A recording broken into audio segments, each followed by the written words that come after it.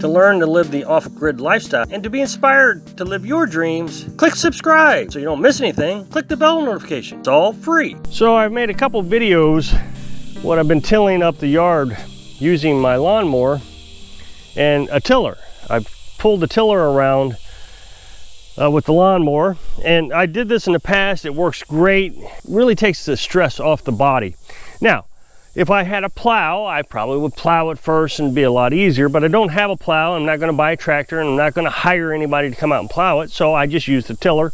I recognize a lot of people said I should put a tarp over this and then till it after the grass is all dead. I could, but that's just more cost. I'd have to go get another tarp, and I'm not that worried about it. Once the corn gets tall enough, it's going to block out the sun anyways, and then the weeds really won't grow. I've done this in the past, and it works out really well.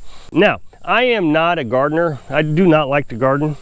I've grown big gardens before, but I'm just not a fan of it. It's just not something I like to do. But now corn, I enjoy growing corn for some reason. I don't understand why.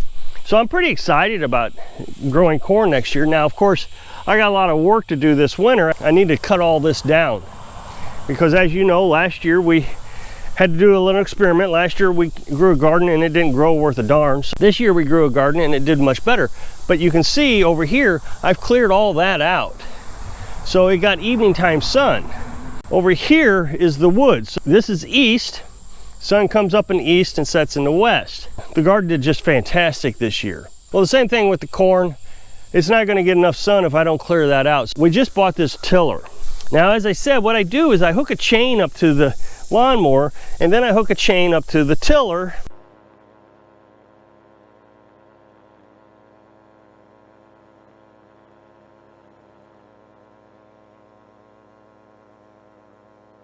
And so then, as you saw, I kind of pull this around and it just digs in. I got the idea from John Deere. John Deere actually sells a tiller that hooks up to the back of your lawnmower. Well, of course, I can't afford that, so I invented one that was a rear tine tiller. And it worked okay, but the rear tine tiller was just so powerful, and it just, it was a lot of work. So this works out much better. And Carolyn found this for $150. Now, you kind of hope that you can trust people, but in today's society, it's just pretty much useless. You just can't trust anybody. He started it up, it ran fine, but after about an hour, it really has a lot of carburation issues. I decided I was going to tear the carburetor apart, and what I found was someone has taken the carburetor off in the past. The gaskets have been removed, and the gasket between the gas tank and the carburetor, because this carburetor, as you can see, sits right on top of the gas tank, so it actually sucks the gas right out of the gas tank. The gasket down there was removed, and they used silicone, which you can do that. It works okay. But the other issue is they have a gasket back here where it connects to the engine, and it's completely gone. In this case, what it's doing is when it gets hot, it starts starving for gasoline. It makes it almost sound like that the gas filter is clogged. So if you choke it, it reduces the amount of air that's coming in, and it starts to run okay. But even after that, you know, it's getting hot and it's not working, it's just surging. What's happening is it's sucking air right here at the spot where they have the gasket missing, where the carburetor comes into the engine. So as the heat expands, I guess what's happening is it's making the bolts loosen up a little bit, and air is coming in there where there should be a gasket. Well, that can be pretty bad because now you're getting dirty air. It's bypassing the air filter. I tried to clean it and realized all the problems I was having with it. The other thing there is one of the bolts that hold the air filter onto the carburetor had come loose and fell into the carburetor. So there may be actually some damage inside the carburetor. The diaphragm looked pretty good. I was gonna get a rebuild kit, and that was $10. But the only one I could find was 2 rebuild kits. I don't need 2 rebuild kits, I need 1. So that would have been $5 if I could have just found one.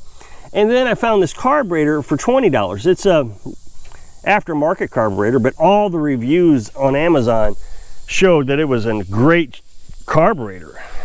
20 bucks. They slap it on and it worked. So I figured for another 10 bucks, I'll get the gaskets and everything in, brand new carburetor. All the presets will be set, because I know they've messed with the presets on this. One of the presets was almost all the way out. Again, trying to get a lot of fuel into it. So got a new carburetor, and I'm going to put that on today.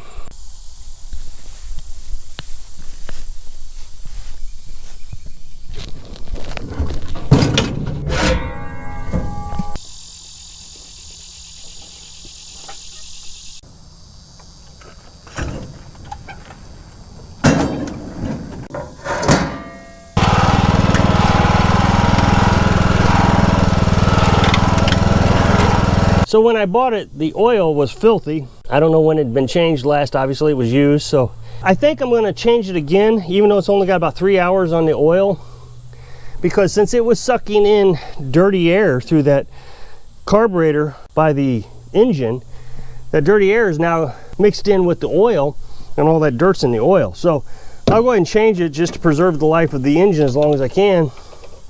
Like I said, this thing was $150. I don't think gardening is that huge a cost savings. So if you're buying a bunch of equipment, all of a sudden gardening doesn't save money at all. So I bought this used tiller in the hopes that I can have it for 10 years. So that'd be about $15 a year is what it would cost me in this tiller. If I can't get it to last 10 years, then it's going to be a waste of money. So I'm just going to try to preserve it the best I can. Look at that. It's pretty dirty. Just what I expected. All that dirty air went in there and got that oil dirty. And there might have been a lot of dirt in it before, even though I changed the oil. Maybe it needs flushed out. Okay, unfortunately I lost a little bit of footage, but I noticed before I got too far along into this thing, so I'll catch you up to speed. So I got my new carburetor, and now I have it off. I can actually show you that it's the same carburetor. This is an aftermarket carburetor.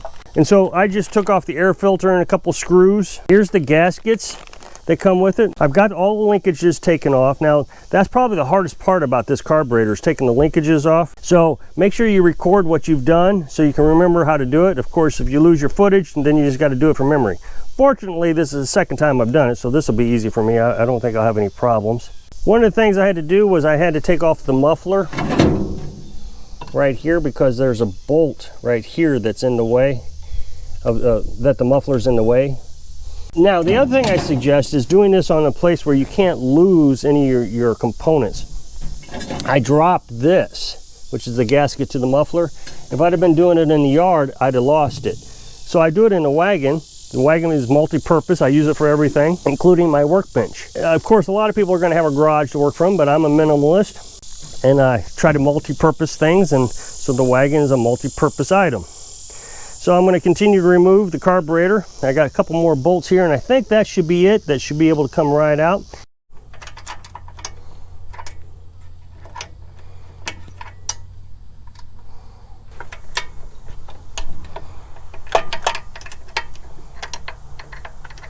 Now this bolt's going to be the hardest one to reach right here. It's going to be tedious, and you just got to be patient with it. There's just nothing I can do. But see, I won't be able to do this with this one down here because that won't fit.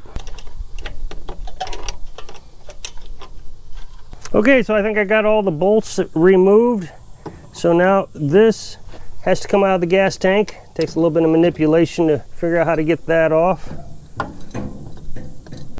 Now here we have some silicone gasket material that's all degraded and falling apart. I'm going to try to get that off without falling into the gas tank. Okay, so my bolts fell back down into the carburetor, so I'm going to have to get some Loctite or something so that doesn't happen again.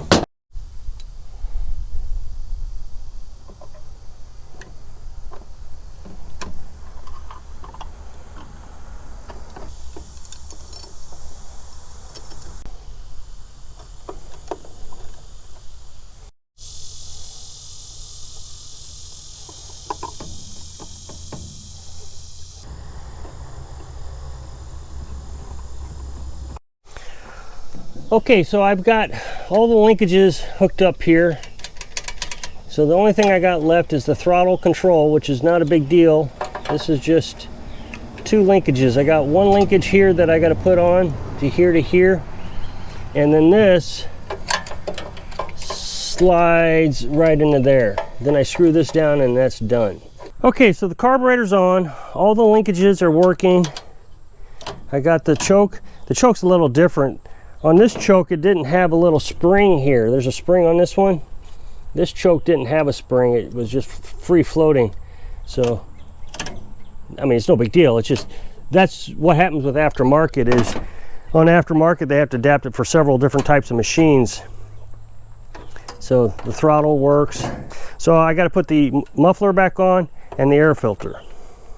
Using the choke isn't working, so I'm going to have to do it manually. I guess it actually came apart. Yeah, it came apart. I can see it. So that's just not going to work. So I have to do it manually. No big deal. I can just go in there and do it by hand. Once I did that, it started right up.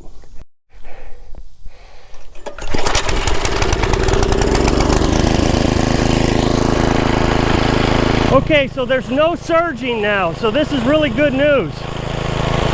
Yeah, it's running much better. Lots more power. So yeah, just tore that up in no time. This is so much better. So I'll get that hooked up to the lawnmower in the next few days, and I'll finish this up. It really made a big difference having more power. Obviously, if it wasn't getting enough gasoline and too much oxygen, then I was having to choke it, and so it was using more gas than air to do the same amount of work, and it just didn't have enough horsepower.